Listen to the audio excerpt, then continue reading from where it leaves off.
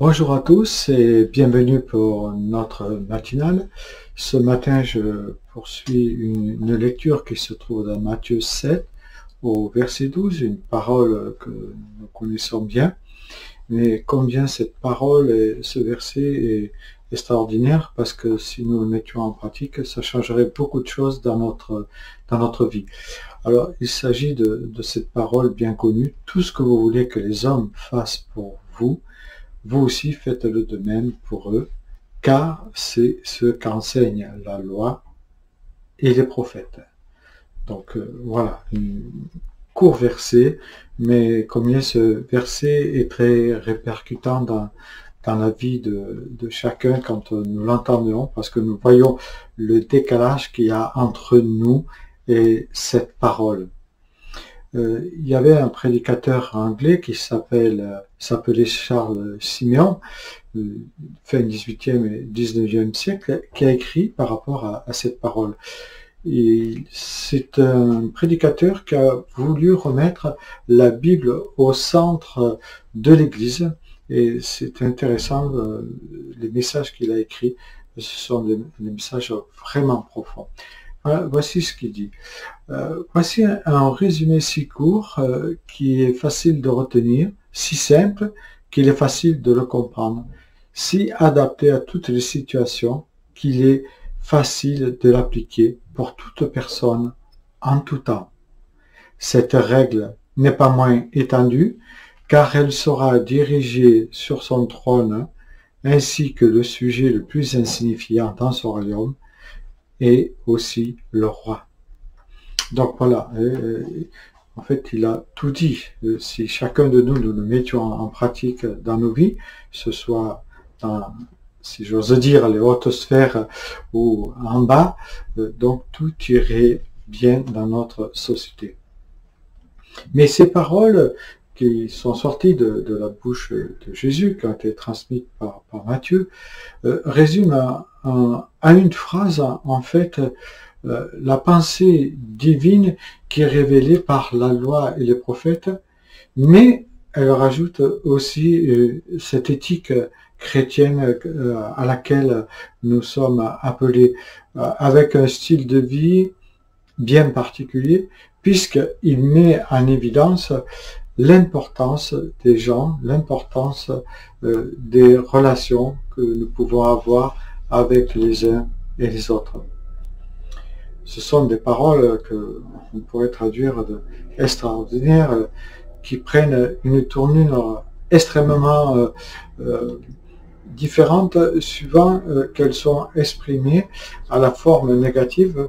Il les exprimer à la forme négative dans ses commentaires qu'il a fait, ou à la forme positive dans la bouche de Jésus, parce qu'elles vont beaucoup plus loin. C'est-à-dire, nous ne devons pas simplement éviter de nuire aux autres, mais le Seigneur nous demande de faire un pas de plus en leur venant en aide lorsqu'ils sont dans le besoin. En fait, il nous demande d'être ce bon samaritain, c'est-à-dire faire passer le besoin des autres avant les siens, que ce soit dans le couple, dans la famille, dans l'église, dans toutes nos relations. Si cette règle était appliquée, nous aurions beaucoup plus de paix, que ce soit dans les couples, dans les familles, etc. Exemple, on pourrait dire, si tu n'as pas envie qu'on use de violence verbale envers toi, ne le sois pas toi-même. N'agis pas avec une violence. Si tu ne veux pas qu'on te vole tes biens, ne prends pas ce qui ne t'appartient pas. Si tu n'as pas envie qu'on se moque de toi, souvent on rit par moquerie, ça paraît sympathique, mais bon, on se moque, alors ne te moque pas des autres si tu n'as pas envie qu'on se moque de toi. Derrière ces paroles, on voit qu'il n'y a aucun calcul intéressé où on attend en retour qu'on nous renvoie l'ascenseur, comme souvent c'est le cas que nous avons dans notre cœur, au fond de nous, on attend qu'on nous renvoie l'ascenseur. on n'attend pas non plus que les autres se plient à notre goût ou à notre couleur en faisant un bras de force. Ce n'est pas à cause qu'on n'a pas obtenu satisfaction de l'autre qu'on a le droit aussi de lui faire la tête, de nous fâcher, de bouder. Souvent, face au prochain, nous avons le souci de notre propre avantage. Mais ici, nous voyons que Jésus renverse les valeurs. Dans ses paroles, Jésus t'amène à réfléchir un instant à la manière dont tu aimerais être traité par les autres dans telle ou telle situation. Et si tu te places à la place de celui qui est en face de toi, ça change la donne. Cela met en évidence comment tu dois traiter les autres. C'est tout simple, mais c'est pas si facile.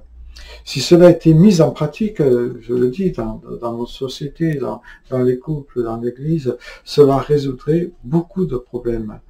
Mais Jésus, justement, désire que nous mettions cela en pratique. Jésus nous invite à imiter notre Père Céleste. Il nous dit, soyez parfaits comme votre Père Céleste est parfait. Car lui-même a mis en évidence cette règle d'or, comme certains commentateurs traduisent, puisqu'il a renoncé à ses propres intérêts pour nous sauver à la croix de Golgotha, où il est mort pour tes péchés, pour mes péchés, pour nos péchés. Mais il est ressuscité, il est vivant et il va revenir. Et il nous demande d'être prêts et de rentrer dans cette phase de la sanctification en faisant aux autres ce qu'on aimerait qu'ils fassent pour nous. Voilà, sans l'aide du Seigneur, en tout cas pour moi, si mon esprit ne vient pas me visiter et me remplir de son amour, je sais que c'est impossible, car il s'agit de l'amour absolu, et cet amour absolu, nous le trouvons que dans la relation avec le Saint-Esprit, qui vient à nous et prend possession de notre cœur. Et donc il s'agit de l'amour agapé. Donc nous avons besoin que le Seigneur nous remplisse de son amour pour mettre en pratique cette parole.